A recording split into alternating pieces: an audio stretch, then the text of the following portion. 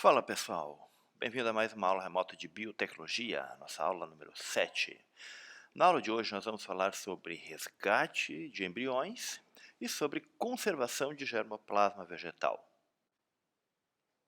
Bom, vamos começar falando então da aplicação do resgate e cultura de embriões. No melhoramento genético vegetal, muitas vezes a introdução de características de interesse em um certo genótipo é bem complicada. As principais dificuldades são que essas características normalmente são encontradas em parentes selvagens dessa espécie, o que torna difícil o processo de identificar essas características e de realizar o cruzamento entre essas plantas selvagens e a planta cultivada. Quando essas características são presentes em espécies de outro gênero, a gente tem problemas do pareamento de cromossomo durante a meiose, que a gente já viu lá na aula de dupla ploides, que ocorre o descarte de cromossomos, certo? Quando há o cruzamento entre espécies diferentes, pior ainda quando as espécies são de gêneros diferentes, o descarte de cromossomos é uma um fenômeno assim muito comum. Existe também o problema da autoincompatibilidade entre plantas. Dessa forma, se a gente tenta fazer o cruzamento, mesmo que você tenha a polinização ocorrendo, não existe a fertilização. E a hibridização intervarietal, muitas vezes ocorre o descarte de cromossomos, como a gente já viu, né, para espécies diferentes, mas também ocorre o problema de sementes serem abortadas. Tá, lembre que todos esses aspectos aqui não são regra, tá? Mas eles podem acontecer. Nem sempre, não é todo parente selvagem que vai ter dificuldade de identificar, não é todo o cruzamento entre espécies de gêneros diferentes ou espécies do mesmo gênero mais diferentes que vai ocorrer descarte de cromossomos, e a incompatibilidade pode acontecer até mesmo dentro de plantas da mesma espécie, mas não é sempre, tá?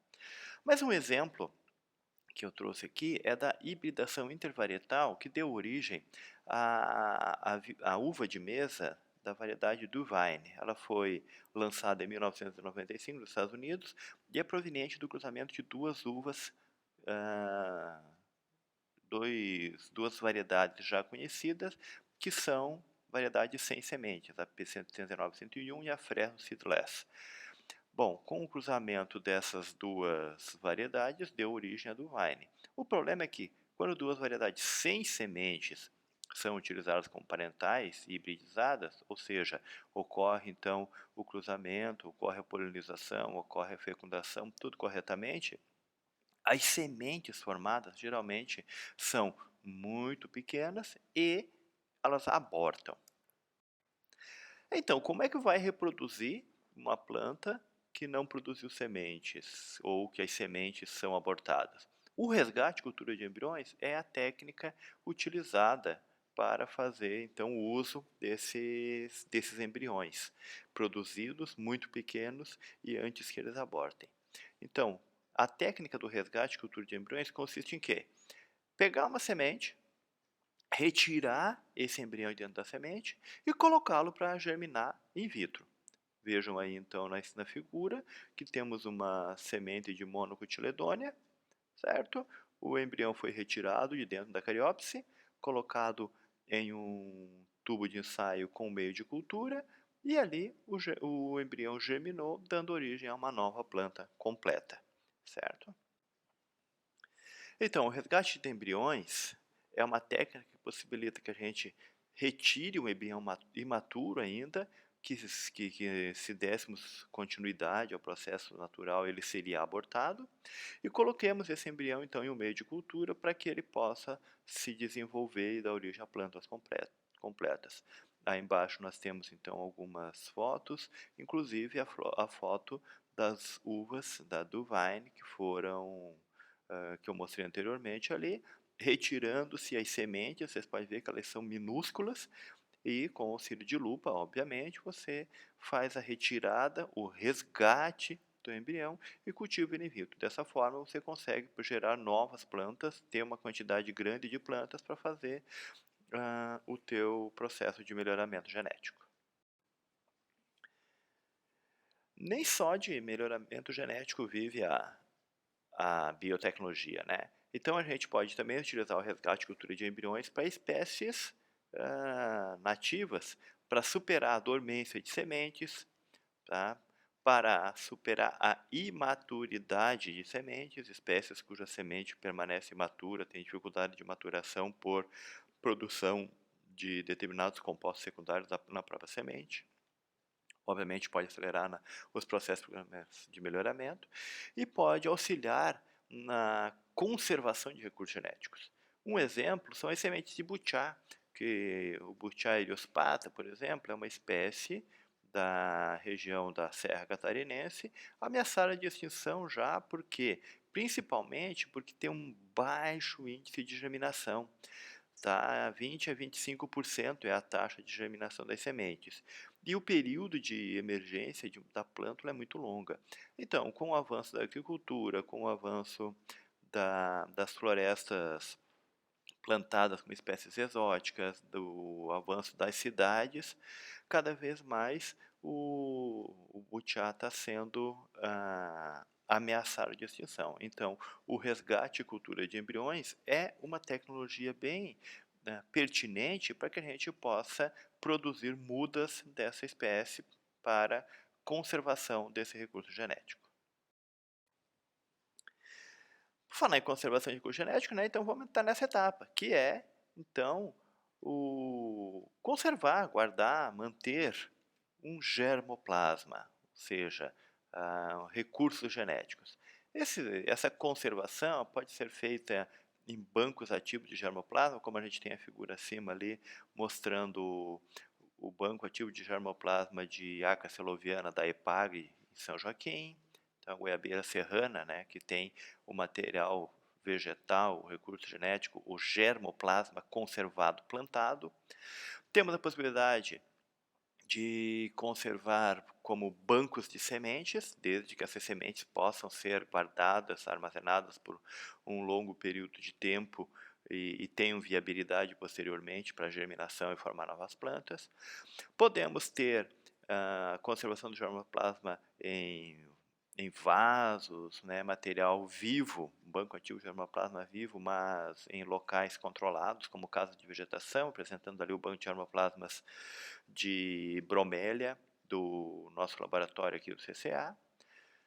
Podemos ter a conservação do germoplasma in vitro, ali no meio, as plantas sendo cultivadas, conservadas em meio de cultura, em tubos com meio de cultura, hormônios e os nutrientes necessários para a planta, ou mesmo criopreservadas, congeladas para manter por longo período de tempo.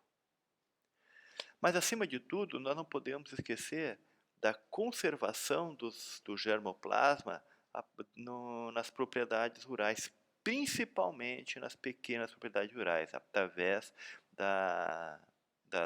do repasse do material genético, das sementes crioulas entre vizinhos, de pai para filho, entre familiares, que tem uma diversidade genética muito rica, muito importante e que precisa ser conservada.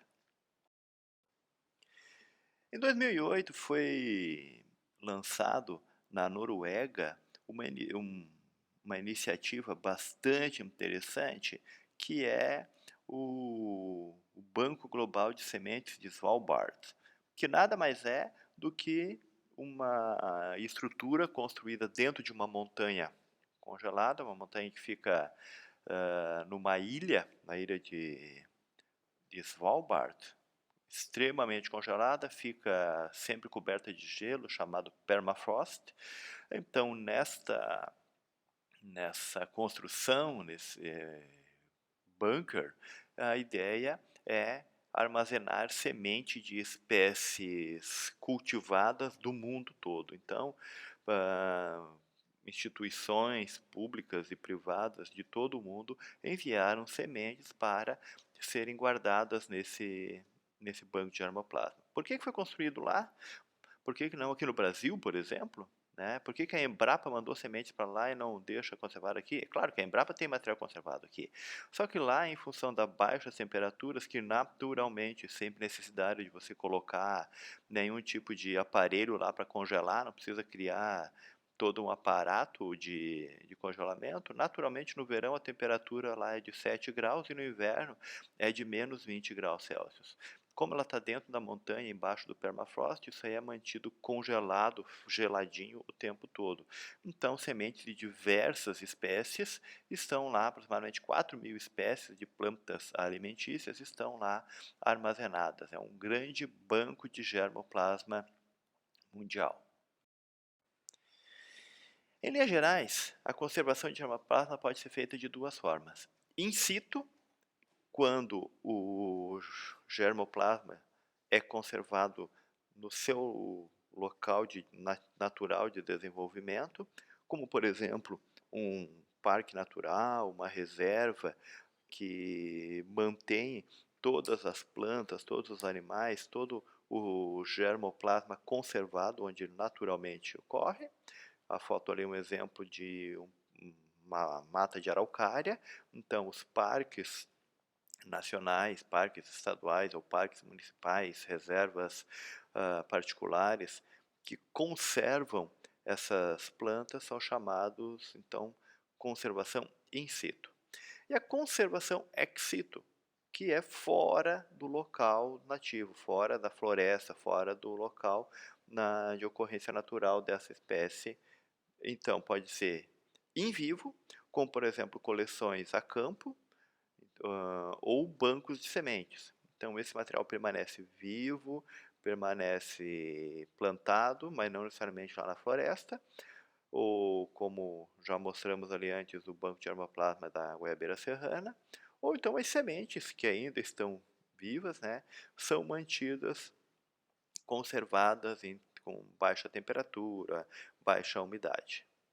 E o segundo processo ex situ é o processo in vitro, no qual as plantas também estão vivas, mas elas são mantidas dentro de frascos com meio de cultura para que elas permaneçam ali vivas e a gente vá conseguindo replicar. No exemplo aí, nós temos material de bambu que é feita a conservação, a propagação e conservação in vitro no nosso laboratório.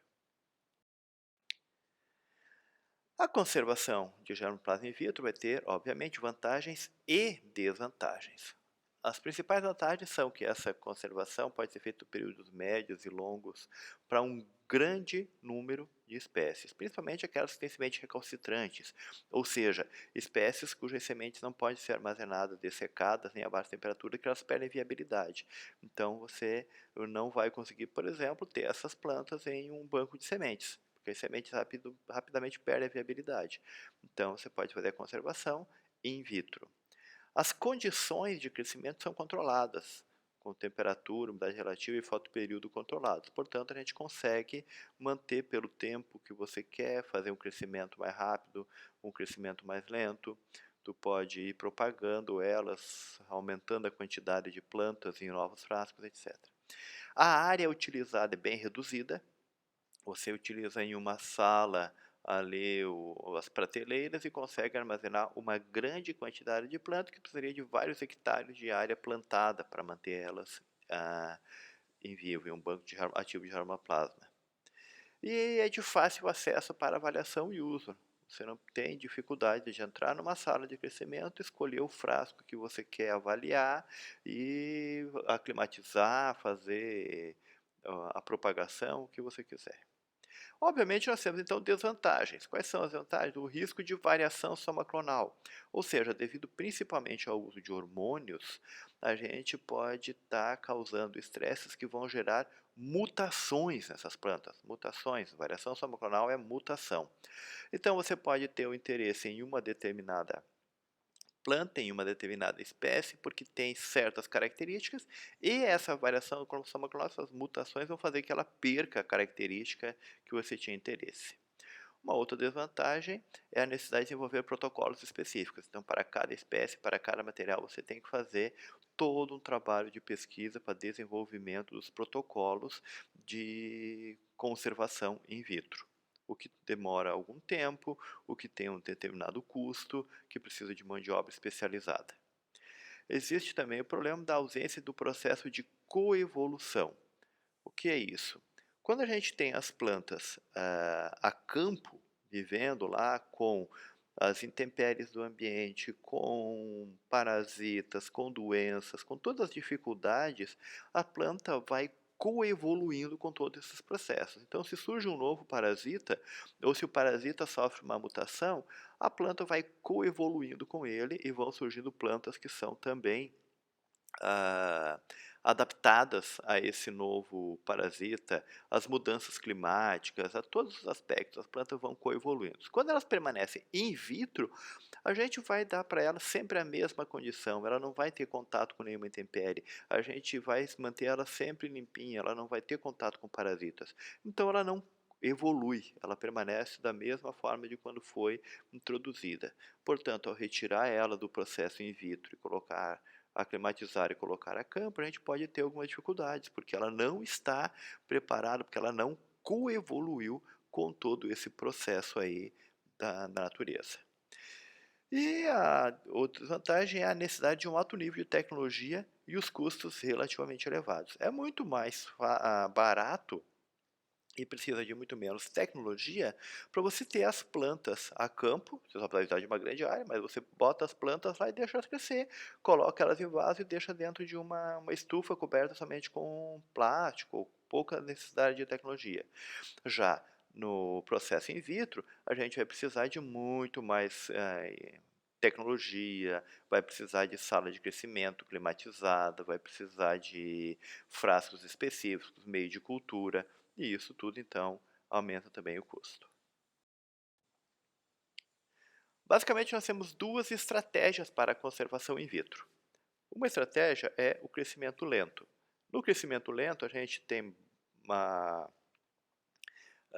um controle da temperatura, da luz e dos suplementos que são colocados no meio de cultura. Então, com baixa temperatura, com pouca luz e com redução dos nutrientes colocados no meio de cultura, essas plantas vão crescer lentamente. E essa conservação, ela é possível para curto a médio prazo. Por exemplo, para um ano a gente consegue deixar essas plantinhas dentro do frasco que elas não crescem muito. O exemplo que nós temos aí são de cactos que a gente tem no laboratório, que a gente usa principalmente para aulas práticas.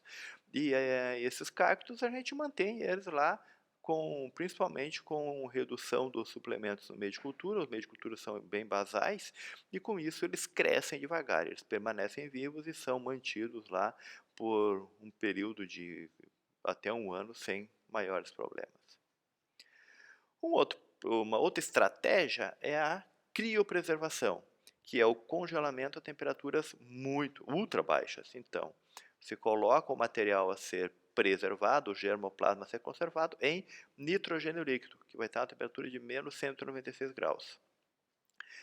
Esse congelamento faz com que haja uma redução drástica da divisão celular e dos processos metabólicos. Então, aquele material que foi congelado fica com o processo metabólico bem basal e quase nada de divisão celular. Assim, ele cresce muito pouco, certo? E a conservação é feita a longo prazo. Teoricamente, por um prazo ilimitado. Vai permanecer, essas plantas vão ficar lá congeladas por quanto tempo a gente quiser. Depois descongela e segue o baile.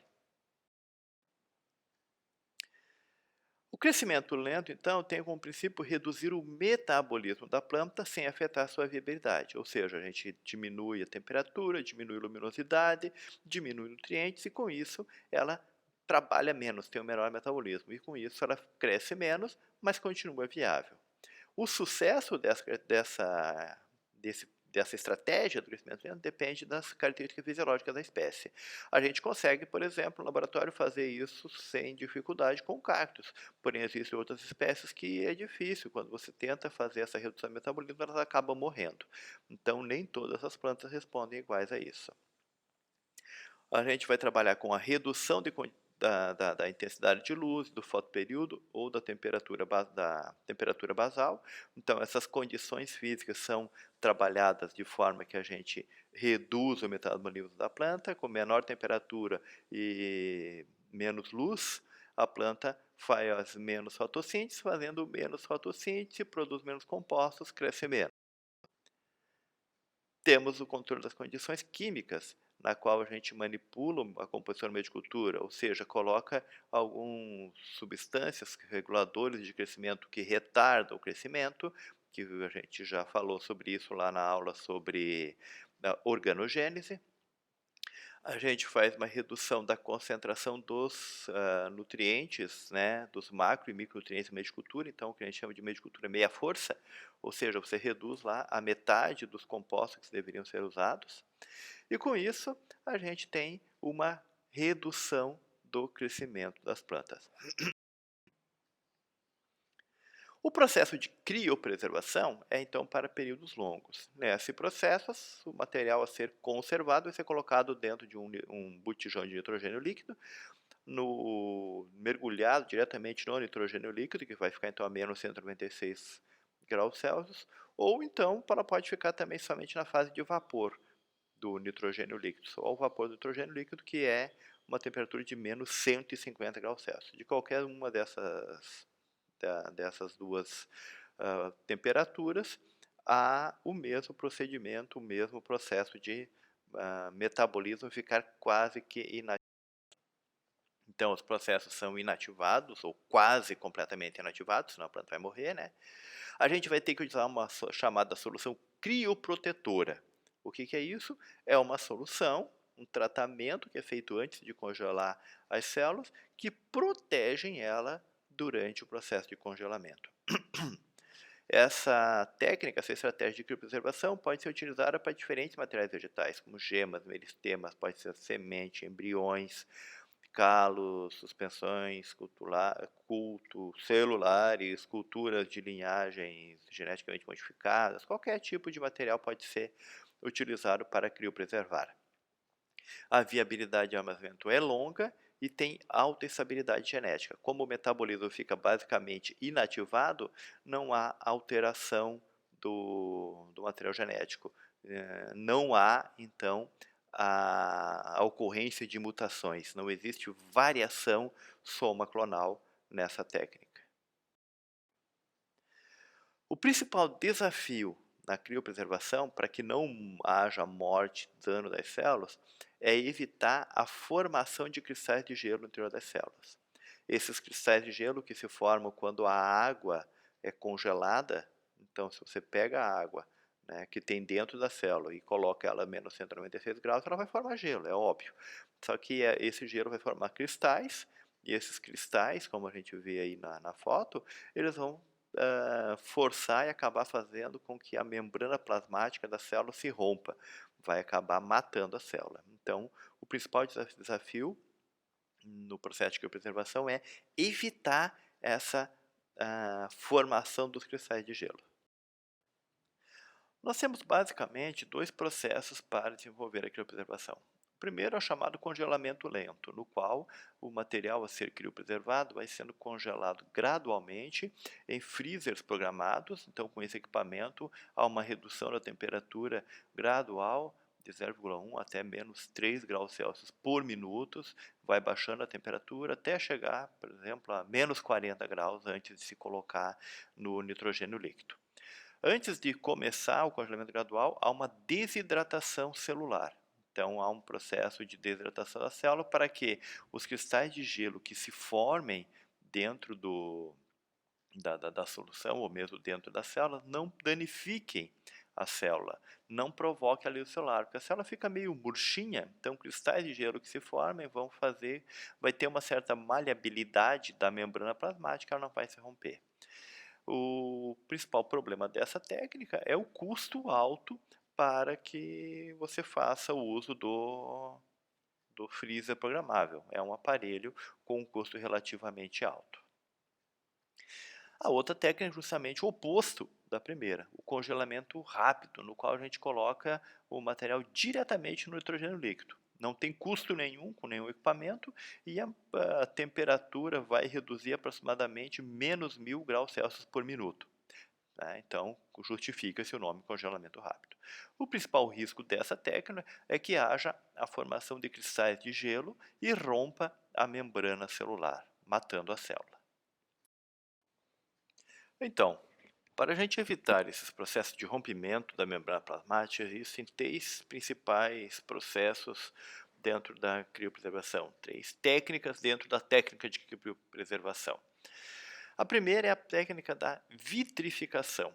Ela utiliza um tratamento com uma solução chamada solução de vitrificação, que promove a desidratação dessa célula, desse material a ser criopreservado, para um teor de umidade tão baixo que quando essa célula for mergulhada no nitrogênio líquido, ao invés de se formarem cristais de gelo, então em função de ter pouca água e da solução crioprotetora dos compostos presentes na solução protetora, vai se formar uma estrutura dentro da célula que lembra um vidro, por isso vem vitrificação. Vai se formar uma estrutura globular, vai congelar tudo formando uma espécie de vidro. E dessa forma a gente não tem uma formação de cristais de gelo, e sim de uma estrutura vítrea, de uma bolinha de vidro pelo citoplasma. Aqui nós temos então um esquema do processo. Começamos ali com um material cultivado de abacaxi do laboratório. Esse material do exemplo, então, ele é pré-condicionado a 4 graus Celsius. Então, primeiro impacto de frio nele. Aí a gente retira o material que vai ser congelado. No exemplo, então, um ápice vegetativo vai ser retirado. E esse material, esse ápice vegetativo, vai ser tratado com a solução crioprotetora, a PVS. Essa solução estará a 0 graus Celsius. Feito esse tratamento por um determinado período de tempo, que varia dependendo do material a ser preservado, dependendo da espécie. Aí o exemplo é um ápice vegetativo, mas pode ser cultura celular, pode ser calo, pode ser embrião.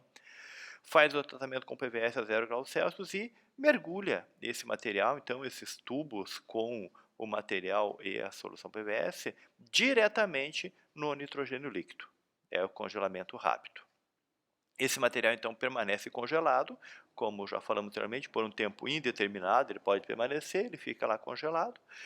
E depois disso, bom, a gente vai, então, quer descongelar ele, vamos ver se funcionou, vamos fazer essas células crescerem novamente. Então, coloca em banho-maria para descongelar as células, coloca no banho-maria 40 graus Celsius, por exemplo, elas descongelam e depois a gente coloca novamente em meio de cultura para que essas células voltem a crescer. Uma segunda técnica é a chamada técnica da desidratação. Nessa célula, então, a gente vai fazer com que haja uma evaporação da água, vai desidratar a célula, evaporando a água, usa a solução crioprotetora, como por exemplo a solução de vitrificação, tá? E a função dessa solução ela é manter a célula estável, não deixar com que a célula se danifique.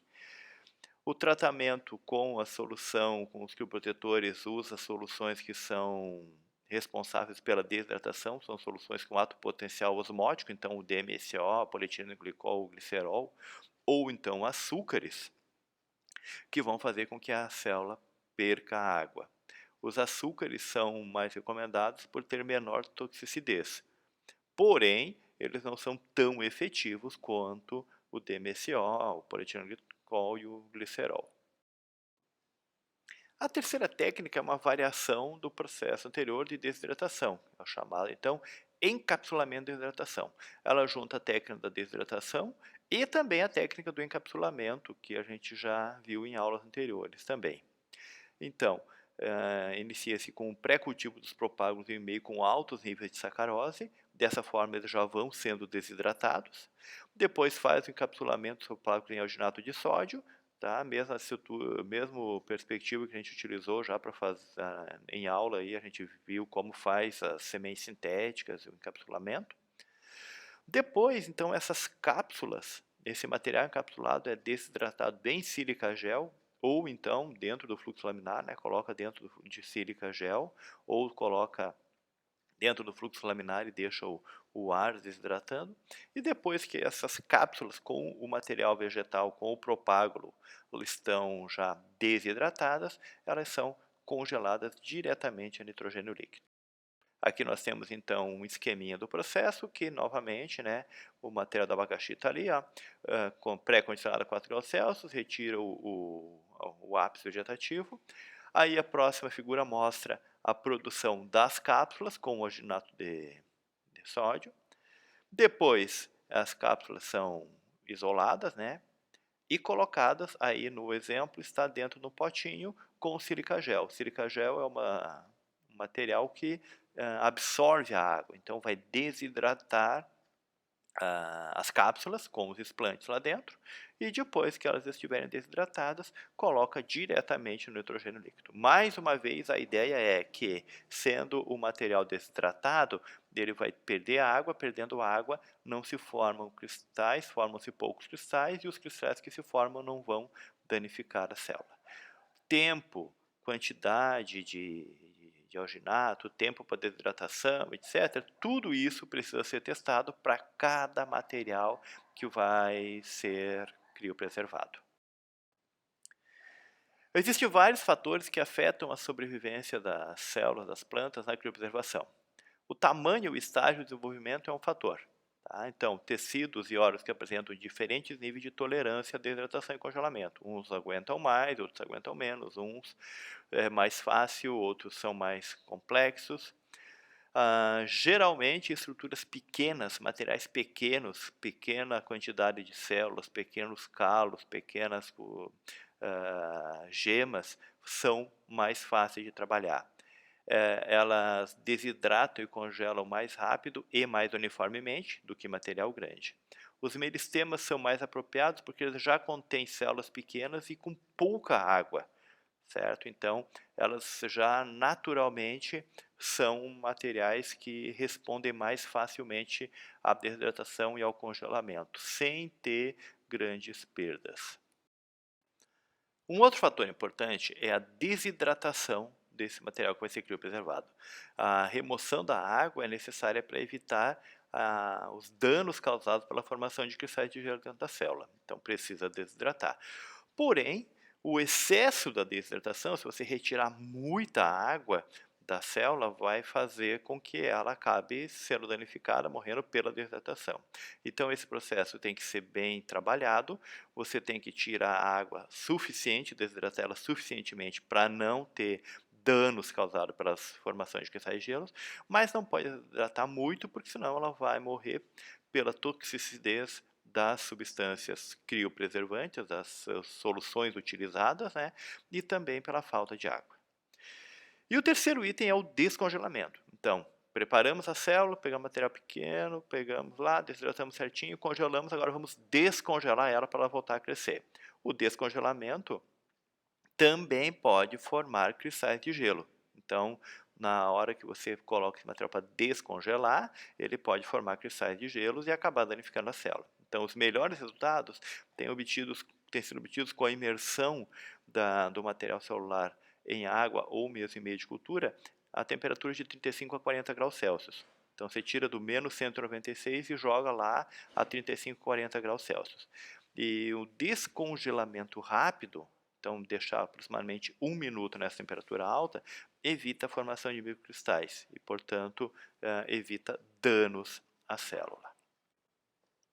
Nesses slides, nós temos o esquema da criopreservação de culturas embriogênicas de araucária mustifólia utilizando o processo do congelamento lento, aquele então que é de menos 1 grau Celsius por minuto, utilizando um equipamento chamado Mr. Frosty.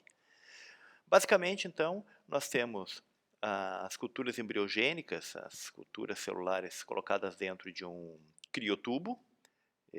Neste criotubo vai ser colocada, então, a solução crioprotetora, né, a solução de criopreservação. E esse tubinho, ele é um tubinho especial que suporta as baixas temperaturas sem romper, sem quebrar. Ele é colocado dentro desse equipamento, esse chamado Mr. Frosty. Esse equipamento custa hoje R$ 870. Ali, então, nós temos como se fosse um suporte para os tubos, e ao redor desse suporte a gente coloca o álcool isopropanol a menos 20 graus Celsius. Então, coloco os tubinhos nesse suporte, dentro desse suporte tem álcool a menos 20 graus Celsius, o frasco é fechado e vai para um ultra freezer a menos 80 graus Celsius. Dessa forma ele vai congelando, vai resfriando, né? Por 4 horas ele vai permanecer lá com esse congelamento lento. Depois disso, então, os tubinhos são colocados em um canister e mergulhados em nitrogênio líquido. No experimento desenvolvido no nosso laboratório, então, esses tubos permaneceram por 24 horas, foram retirados do nitrogênio líquido e colocados em um banho-maria, onde permaneceram por 2 minutos a 40 graus para descongelar. Após a centrifugação foi retirada então a solução crioprotetora, ficando somente lá embaixo o pellet, né, as culturas embriogênicas, as células, que foram colocadas para recrescimento em meio de cultura.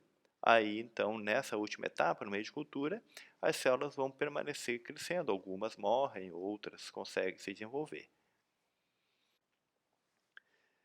E também foi desenvolvido o processo de criopreservação das culturas embriogênicas de araucária também, com congelamento rápido.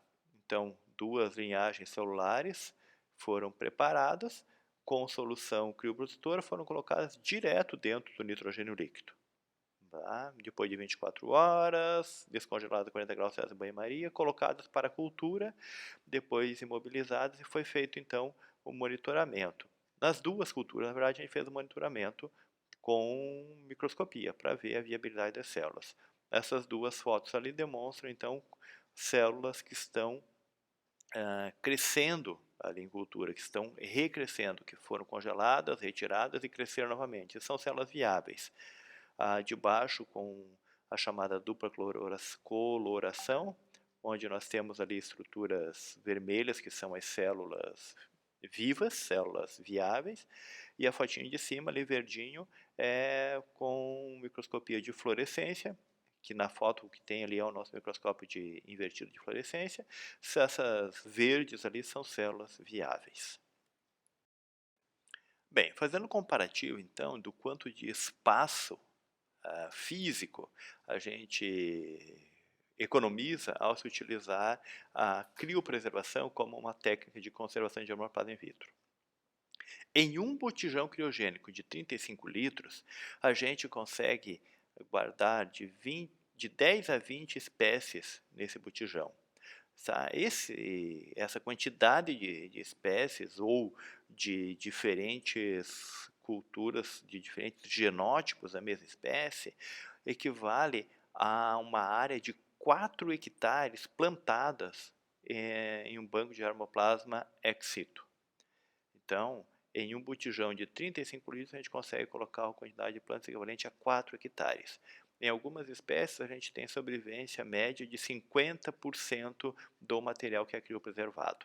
Então, você tem aí a possibilidade de armazenar bastante material, equivalente a uma grande área, em um processo teoricamente infinito de tempo, para utilização a qualquer momento, com uma taxa de 50% de sobrevivência.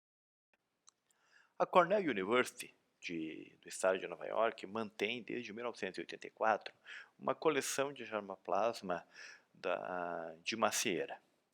Nessa coleção, eles têm plantados em 13 hectares 2.500 variedades do mundo inteiro, são divididos em 2 lotes, então uma replicata, ou seja, nesses hectares são mantidos 5.000 plantas de macieira.